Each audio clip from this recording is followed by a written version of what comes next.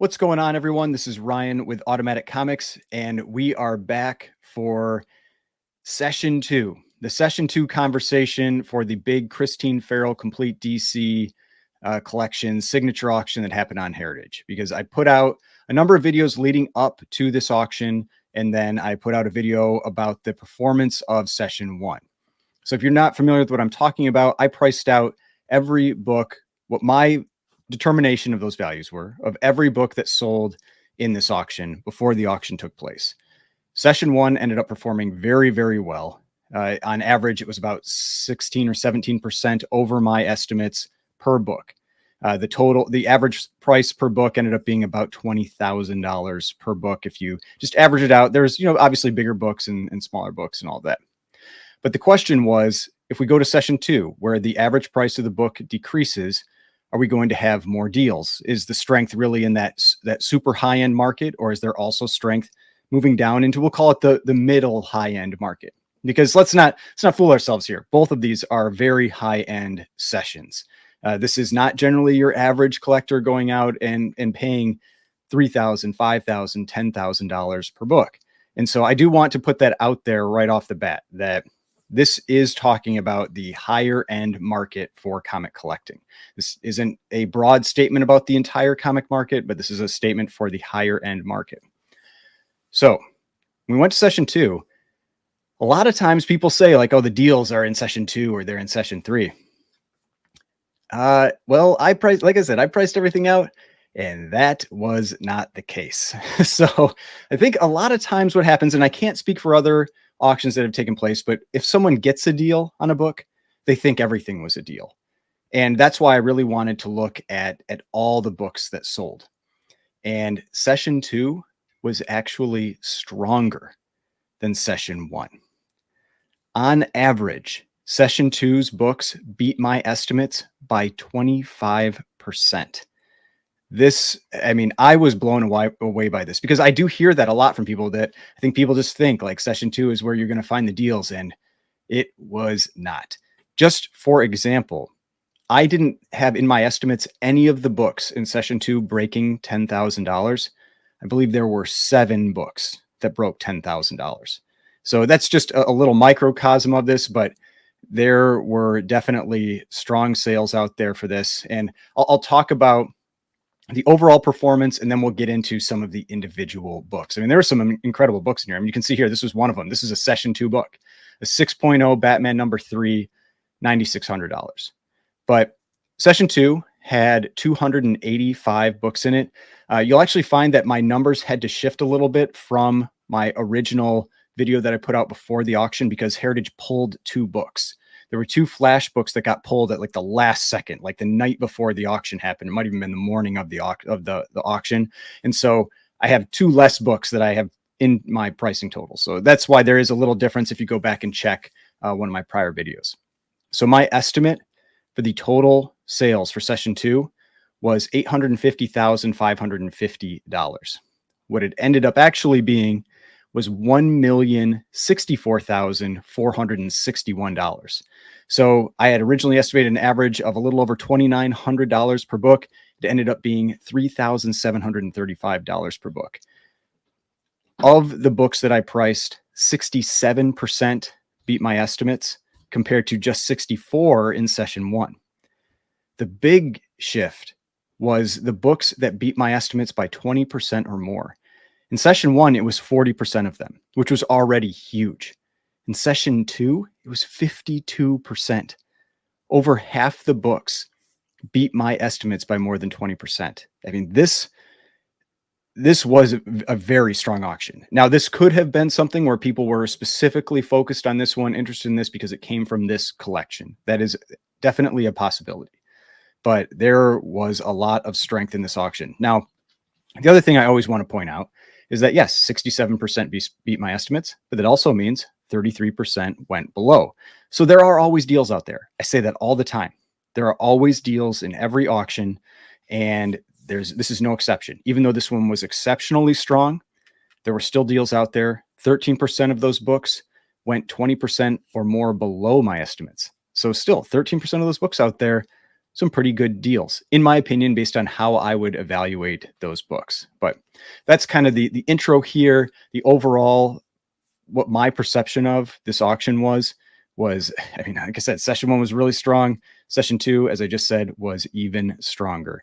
Now let's start getting into some of these books. So I have this Batman #3 up here. This one actually wasn't a surprise at all. I had this one priced at $9,000, went for 9,600, 7% over my estimate. And we've got GPA pulled up right here for Batman #3, just so you can kind of see what I'm talking about here. And here's that sale. Here's the 7.0 that sold from this collection just the day before, went for 10,800. We had a 6.5 for 9,900 here. We had this 5.0 go for 10,800 back in January, which I said when I think I talked about this one before that I felt like was an outlier. But I had it going for 9,000, went for 9,600, pretty much right in line for that book with what I expected it to sell for. Now, obviously, I can't go through all 285 books here. I'm just going to pick out some books that either I felt were interesting or books that are bigger keys or ones that had really either big outsized sales or pretty big deals. And we're actually going to start with the very first book that sold. I felt like this one went for a really good price. And so you'd think like maybe it's like, oh, maybe it started weak or maybe people weren't in there and participating like right on that first book. But this was Action Comics #16, a 3.5. I had this book going for $3,500, went for 2,400, 31% below my estimate. But right after that, we started having big sale after big sale after big sale. And one of the biggest outliers from what I was expecting the book to go for was just 2 books later. We had 92003. This is actually one of my favorite covers. This is Action Comics #19. I've owned this book a couple times. But this is a conserved book. And the sale price here almost made me wonder if maybe they didn't realize that this was a conserved book. That's one of the things that can often cause some problems with the conserved label is that it is technically restored. If you look at the label notes, conservation is a very specific type of restoration. You can see conservation includes cover cleaned. And so maybe someone thinks they can resubmit and not get that, that cover clean designation. I don't know. But if we jump over to GPA, look at Action Comics #19, just to get an idea what I'm talking about here. I mean, to me, this was a 4.0 restored book. You can see here a 4.0 unrestored sold for 3,960 in August, a 3.5 for 4,500, a 5.0 for 4,320. This 4.0 restored, I mean, it's conserved, but it's restored, sold for more. I mean, 5,280. I had this book going for $1,500. I mean, when you look at a restored book, I often would consider it kind of like, especially in a lower grade like this, it's going to probably go around what the base value of the book is, like maybe 1,500, maybe 2,000. And this just crushed that. So I do think it's possible that someone didn't realize that this was a conserved book. That I feel like that is a very real possibility. Or maybe, like I said, someone might think that they can resubmit. But even with that, they paid more than the 5.0 that just sold in October. This might have been, let's see. I don't know when this one sold. It looks like a heritage sale. Yeah, so this one just sold maybe, when did this sell? October 26th, so 2 weeks prior. Now, yeah, this one looks nicer. It's brighter and all that because the cover's been cleaned, right? But this one sold for 4,320. This restored copy sold for 5,280. So I don't know. But that one definitely caught my attention right off the bat. But there were a lot of strong early Action Comics sales. I mean, one sale later, we had a restored Action Comics #21. I had this one going for $1,800, went for $3,600, double my estimate for this book. And, we can take a look at the restoration. Small amount of color touch on cover, cover reinforced, cover cleaned. And so usually I'll hit the restoration a little harder on a book if it has something that in theory cannot be removed. So the cover reinforced, color touch, that could be removed. You could potentially get it back to a blue label. But cover cleaned, you can see like just that last book that got a conserved label. So you're kind of stuck in either a conserved or a restored label when you've got that type of restoration that's done on the book. So I hit those a little bit harder. This one bucked that trend, and sold for double what I thought it would. And then one later, another restored book, Action Comics number 22, went for $2,160. I had this one going for $1,200. And this one, again, a restored book. Like restored books, they did fairly well. Small amount of color touch on cover, spine split, sealed, cover reinforced. This is one that, in theory, could get back to a blue label. That is possible. And usually when a book can get back to a blue label, one of the things that I look at is, what do I think the grade might be with that, if that restoration is removed? And then how much would it cost to have that removed and to get it regraded? And I put that all into account for the value of the book. And so this one beat my estimate by 80%, another very strong sale for Action Comics. Now, another big Action Comics sale, and this one was a qualified copy. So let's go jump up to 92013. I mean, it's a cool cover. This is a really cool cover. This is an 8.0 qualified, coupons missing from page 7.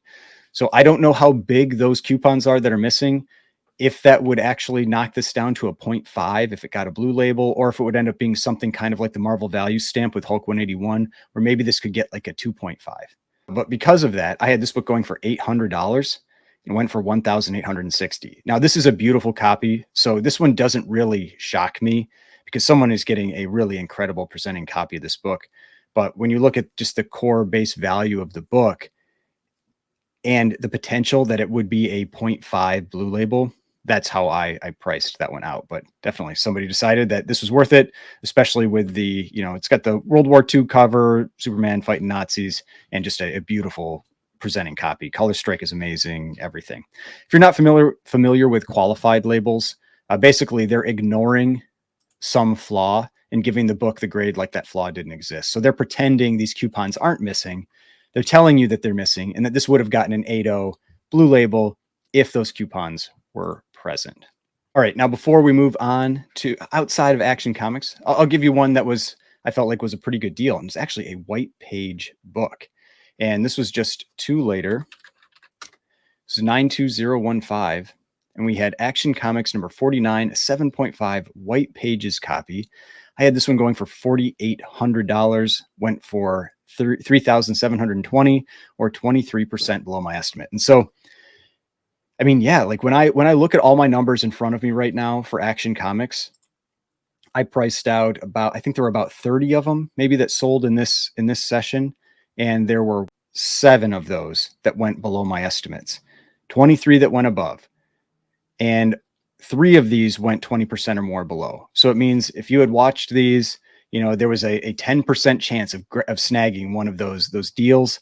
And the rest of them all went around what I thought they'd go for, or in some cases quite a bit above. And so that's why I always want to point that out, that in these auctions, there are always deals. There are always big sales. And it's just kind of like depending on what you're looking for, what you're interested in. And if you're willing to pay those prices, you're willing to pay those new records, set those new price points for these books. But if you're patient, if you're looking for deals out there, then there's always those opportunities that come up. All right, now I'm just going to jump up to a couple all flash comics because there were a couple of these that sold that had some pretty big sales. And the first one here, 92053, all flash comics number 8 and an 8.0 went for $2,200. I had this one going for $1,150, so it went 93% over my estimate. I mean, it's a tough book, black cover. It's not the most popular run though, and so that's one of the things that often hurts these. But yeah, somebody definitely, must have been some type of fight for these, and because I've got the prices before the auction actually started, and this book was just at $720, and so this book just about tripled during the auction. And so that's what I say, like the prices that the books are at before the live bidding starts don't matter all that much. You often get very big jumps, double, triple, even more once that live bidding starts to happen. And this is one of those cases.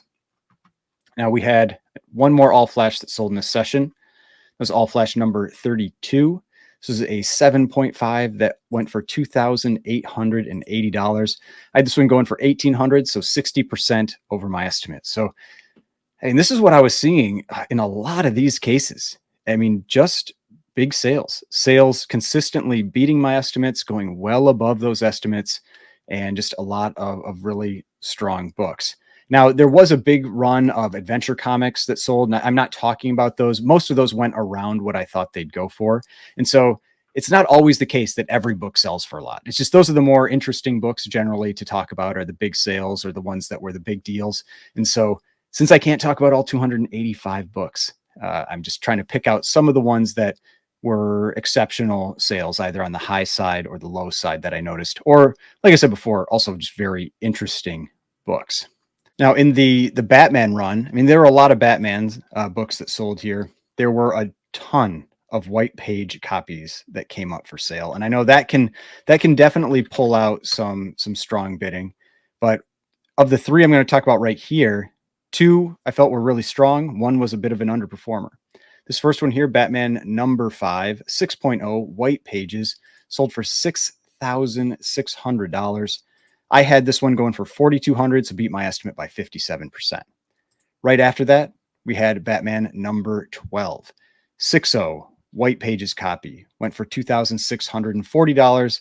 I had this one going for $3,000, so 12% below my estimate. So we had a white page copy, actually to me felt like went for a pretty good deal. So I always say that it's like white pages don't guarantee some big record sale. They do often get a bigger number, but there is no guarantee with anything, especially in an auction. This is one of those cases where I think somebody picked this up for a great price. I mean, it's one of the few World War II covers you get in the Batman run. You know, he's talking about buying war bonds and stamps to fund the war effort. Then one later, we had Batman 13 and a 7.5 white pages that went for $8,400. I had this one going for $3,800. This beat my estimate by 121%. There was definitely some strong bidding for this one. Before the live bidding started, this one was at 4,680. So it just about doubled during the live bidding. And if you're not familiar with Heritage, you can bid up to the start of the live bidding. There's usually about 1 to 2 weeks, depending on what type of auction it is. And then you have the live bidding where it's either a live auctioneer or it's kind of like an automated bidding system where you have to actually watch and people can bid against one another. And so in that live bidding, that's what I'm talking about there, where we were seeing double, triple, all that kind of stuff, like once that live bidding kicked off. So next we've got one of what I felt was a pretty big deal for a Batman book. This is Batman number 47. This is 92074. This is the first detailed origin of Batman. This is a pretty big book. 7.0 went for $3,240. I had this one going for $4,400, so it went 26% below my estimate. I think that this was a great deal. Like whoever picked this one up, I mean, this is a pretty big key book. Actually, to me, slipped under the radar. But then a couple issues later, we had a big sale. So we had just 3 later, 92077. This is Batman number 61. This is a really cool cover. I do really like this one too. So Batman number 61 went for $6,600. This is a white pages book. You know, that probably played a role in it. I had it going for $2,400. Went for 175% over my estimate. And so let's go look at that one. You know, look at Batman number 61. And so this was an 8.0. It was a white pages copy. And you can see here, like a 7.0 in July went for $1,300, a 6.5, $1,400. Let's see what the last 8.0 sold for. I mean, in 2019 went for $1,800. I mean, this was a massive sale. Like I feel like my estimate was very justifiable, you know, $2,400 when that was about double what the 7.0 sold for, but this just crushed that. Like not even close. So I just kind of want to talk about that some because I just want to make sure it doesn't seem like I'm just throwing random numbers out there. Like I'm basing it on prior sales, but these were very strong sales. I'm sure white pages played a role, and the fact that a copy in that grade hadn't sold for a while. I mean, we had a 9.2, but you had to pay 13 grand for it. But yeah, I did not expect 6,600 for that one. But that wasn't the biggest sale in terms of an outlier for a Batman book. That was a few later. So the one that beat my estimate by the most for the Batman books was Batman number 82. So this was not a white pages copy. 92080. This one right here Batman number 82, 4 and 80, two higher. So it's not top of census or anything like that. Not white pages. Went for $7,200. I had this going for $1,600. This beat my estimate by 350%. I don't know if this was the biggest outlier, like the biggest sale that I saw compared to my estimate, but it's one of them. It's one of the biggest ones. And let's just, we'll go look at that. This is Batman number 82. Again, this was an 80. And here, I mean, like 6.5, $780, 6.0, 675, 5.5, 603. I mean, we had a 7.5 go for $1,492 back in 2016, but just a huge sale. And we even had a sale in 2022 for $3,066. And this one just absolutely destroyed that sale. Now, I wasn't sure if this was going to be a repeatable sale. This is one of those that I've talked about before. This sold during the comic boom period, this 3,066. So I thought this could end up dropping back down, and it clearly did not. So that was a extremely strong sale. But you never know. If somebody wants to have a book in that very fine range, they only have so many opportunities to pick them up. And that's when you start to get some really big numbers. And I've seen that with Batman. I've seen it with Detective Comics, kind of all across the board. All right, now let's talk about some deals that I felt that I saw in the Detective Comics run. There were, again, this is ones where there were big sales or also deals, but I like to talk about both sides of this. So on some of the earlier books, we had this book right here, Detective Comics number 17. This was a 5.5. I mean, getting these books in universal grades that are decent grades is extremely tough. I had this book going for $8,000, went for $6,600, 18% below my estimate. Then one sale later, Detective Comics number 20, a pretty great looking book, 3.5, just a little chip on the corner here, went for $5,760. I had this one going for $7,500, so 23% below my estimate. So it felt like a couple pretty good deals on some early Detective Comics. Then a little bit later, once we get into the Batman part of the run, because obviously this is before Detective Comics 27, so there's no Batman in these yet. We had 92096. And here we had Detective Comics number 49. I had this one going for $2,000, went for $1,800. Not a big deal, it's like 10% below my estimate, but just saying that these are some that went a little bit below. And these are it's a pretty cool cover, Batman fighting some pirates. I don't know why he's fighting pirates, but he is. But pretty cool cover. Then one later, we had Detective Comics number 49, which I think this is a pretty great cover. A 6.0, $2,400. I had this one going for $2,900, so 17% below my estimate. Then another one, just one later, Detective Comics 54. This is a great cover. I really like this one. A 5.5 is a solid grade for this book. I had this one going for $3,400, went for $2,640, so 22% below my estimate. And it continued. It was like a little run of these that went for some pretty big deals. Detective 56 went for $2,400. I had it going for $2,900. And then just one more. We had Detective Comics number 60. I had this one going for $2,800 and it went for $1,800. So 36% below my estimate. So there were definitely some deals to be had in that Detective Comics run. But sometimes there were bigger sales then. I mean, just a little bit later, we had a Detective Comics number 64. And so this is 92103. This is a restored copy. Now, this is a big key. Well, I mean, it's a decent key. It's the first appearance of the Boy Commandos, but it is an awesome cover. I actually showed a copy of this one recently that I picked up that has mine's a split spine. Mine is not a 9.4, but this is a restored book. That does make this tough to price, but small amount of color touch on cover, pieces added to cover reinforced. So in theory, this book could get back to a blue label, but I have no idea what would end up doing to the book to have that restoration removed. If you wanted to have that restoration removed, what would it do? Because you can see here, cover reinforced, pieces added to left top and left bottom of spine, small amount of color touch on spine. And that can be a lot. That's one of the tricky parts with restored books. There could be, so the pieces added is supposed to be within a certain range, but small amount on spine, you may have to remove a ton of stuff on the spine, or it could just be a couple little ticks.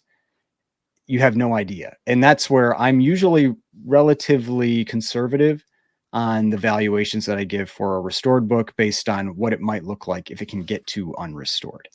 And so this one I had going for 1,800. I did have it bolded. I thought it could probably beat that, but beat my estimate by 113%. So, I mean, beautiful book, but I just don't, it's hard to predict what that restoration could end up doing, especially when it's professional, because you can't really tell where for sure that that paper was added. We can take a look, but usually the whole thing with professional is that you're not supposed to be able to tell where it happened, at least until you get it in person, use like a black light or something. Or a really high powered flashlight. But yeah, I mean, it could be some piece here. It could just be this little thing here. I have no idea. And cause it's not obvious to me where that got added, but just thought I would call a couple of those out as well. All right. Now we've talked a lot about Batman. I wanted to point this sale out because I thought this one was just, to me, it was interesting that it went for so much. So this was a top of census book, which is always difficult to predict what those books are going to go for. But I thought I'd talk about this one because I specifically had called this book out in one of my preview videos for this auction. And it's this Leave It to Binky #1. It's an 8.0. You can see down here, 2 and 8.0, none higher. So it's a top of census book. Went for $3,840. I had it going for $1,300. I mean, when it's a top of census book, it's tough to predict what it's really going to go for. They're kind of going to go for, it's hard. I mean, it's like they're going to go for what they're going to go for. But if we look up Leave It to Binky #1, you can still generally make some rough estimates based on what other grades have sold for. But you can see here, like a 3.5 is a $100 book. An 8.0 in 2006 sold for $1,554. 7.5 Edgar Church sold in 2018 for $1,920. I mean, this is by far the new record for this book. I mean, it's not a book that comes up often, but yeah, big number. I mean, crushed the Edgar Church price, basically doubled it. And so Leave It to Binky #1, top of census, $3,840. I mean, definitely a big sale in my opinion for that one. Now the early more fun books, some of them went right around what I thought. I'll say like one issue later, we had More Fun #9. I had this one going for 4,000, went for 5,280, so 32%. Then we had More Fun #11. I had this one going for 6,500, went for 7,200, so 11% more. Like those were pretty close, but there were also some pretty big sales as well. So for example, 92165, we had More Fun #14, and this was a restored copy. And it was in the magazine case, which often hurts these books. Like people just generally don't like the magazine size cases as much. And so I had this one going for 1,600, went for $3,360, over double my estimate. So 110%. But two later, so not this one, the next one, even bigger sale. I had More Fun 16 going for $1,200, went for $3,840 for this 5.0. And like, there's nothing key about these really. They're just rare books. I mean, look at this. This is 1936. These are platinum age books. They're rare books. It's a beautiful presenting copy. So your opportunity to pick up a book like this is very limited. And so if there are a couple people that really want it, you're going to get big numbers. It's just what happens. But I mean, one of the biggest deals I saw is More Fun #33. And so this is 92174. More Fun #33, a 5.0, went for $1,200. I had this going for $3,300. This was 64% below my estimate. I mean, feels like a pretty good deal. And so just to me, I think that was and I'm air quoting here, the best deal, like the lowest price based on my estimate that I saw. I don't think there was anything else that was below my estimate by that much or more. But yeah, the More Funs, they can be tough because they don't come up for sale all that often. But I mean, there were some big sales and there were some deals out there to be had. I mean, one of the other really big differentiated sales was this one right here, from what my estimate was. More Fun #45. Now, this one, 2 and 701 higher, so not top of census, for $7,200. It is a white pages copy. I had this one going for 1,800, so 300%. But I mean, again, it's like, how often does this stuff come up for sale? So these prices, they don't shock me when they happen, especially for books like this. But still, to me, just very strong. It just spoke to the strength overall of this auction. And there were a ton of more fun books that sold in this session. I mean, went from 354, looks like about 49, maybe. I think about 49 different more fun books. And a lot of them went around, within 10, 20% of what I thought they would. But there were some big outliers like this one. More Fun 46 went for 63% over my estimate. More Fun 47 went for 156% over my estimate. This is a conserved book. Again, you kind of wonder sometimes if somebody missed the conserved label on that. And then More Fun 48 went for 277% over my estimate. This was one of the ones that I definitely did not predict that would break $10,000. Went for $13,200. I had it going for $3,500. And I mean, yeah, it's a beautiful book. But yeah, I mean, just a really, really big number for this one. First appearance of Nancy McLennan. I don't know who that is. Maybe somebody out there knows who Nancy McLennan is, but I don't. But maybe they say something down here. No, nothing about that. But 1 and 802 higher, so it's not the top of census, but someone decided they really, really wanted that book. Now, there were a couple others soon after this that had some very big sales. And I think that the Mile High sales that happened the day before really had an impact on this. So one is this book right here, New Adventure number 24, sold for $14,400. I had this going for $2,500. Then right after that, we had New Adventure Comics number 26, a restored copy that went for $15,000. I had this one going for $5,500. So 2 books that were in this New Adventure run. If you didn't see my prior video, there were some Mile High New Adventure. I think it was New Adventure books that sold for massive, massive numbers, like tens and tens of thousands, over 100,000 for one of them. And I think that this was maybe a little bit of a carryover from that those really strong sales pulled these books up as well. I can't guarantee that, but that's kind of what it felt like to me.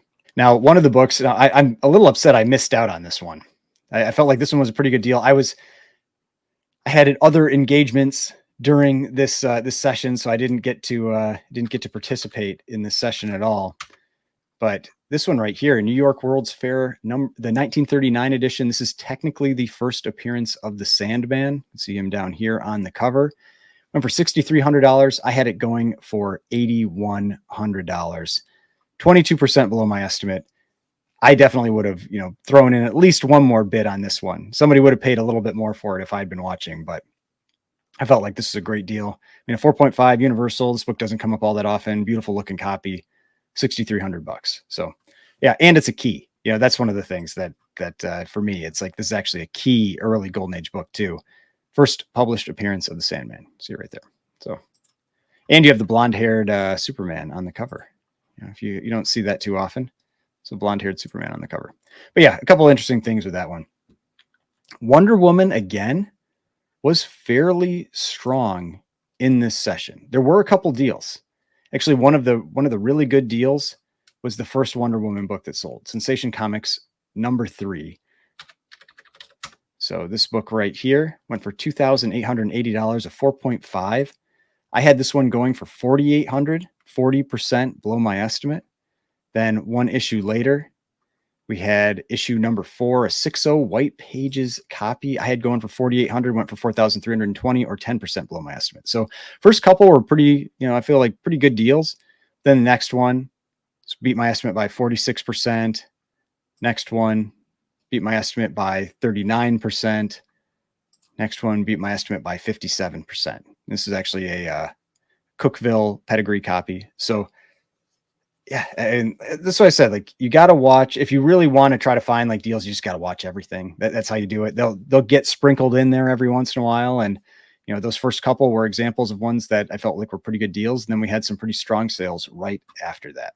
Now I'm going to jump up to Superman. This one was also a conserved book, which just makes me wonder if maybe somebody was missing these. I don't know. Like missing that it was conserved, but I had this one going for $1,000, went for 3,600, so 260% over my estimate. And again, it was cover cleaned, and so it's one of those things. Like I don't know if like maybe somebody thinks they can make it, get resubmitted and not get the cover clean designation. Because if we jump over and look at Superman number 12, and just kind of like get a little bit of an idea about this one. You can see here, like a 7.0 3,800. Like this book sold for almost what a 7.0 Universal would sell for, and this is a restored copy.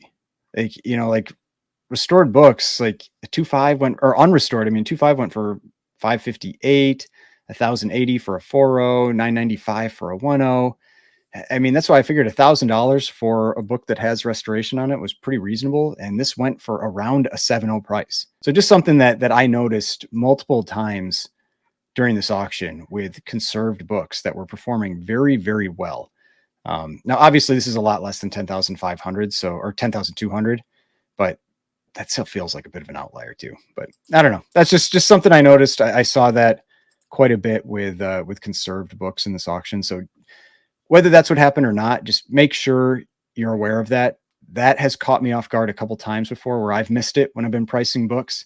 And if you're on the fly bidding quick, you could easily miss that this is a conserved book, which, like I said before, is just a specific type of restoration. It's not like it's not restored. Like it is a restored book. It's just a very specific type of restoration that can fall into conserved. Oh, another one that had a big sale was just 2 later. And kind of the interesting thing was there were 2 copies. So actually, we'll talk about both of them. We had a 7.5 of Superman number 15, went for $4,080. I had this one going for 3,800. It was like right in line. Sold for 7% over my estimate. But then one later has a little better wrap, lower grade, 6.0, worse page quality. This one's cream to off-white. The other one was off-white to white. Sold for more, $5,040. Sold for $1,000 more. I had this one going for $1,900.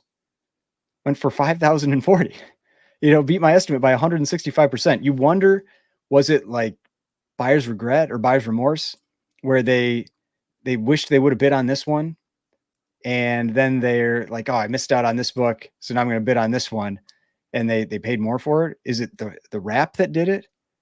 I mean, I actually kind of want to check and see if this one has it actually doesn't look like it doesn't have a spine roll or anything, but I mean, this one was surprising.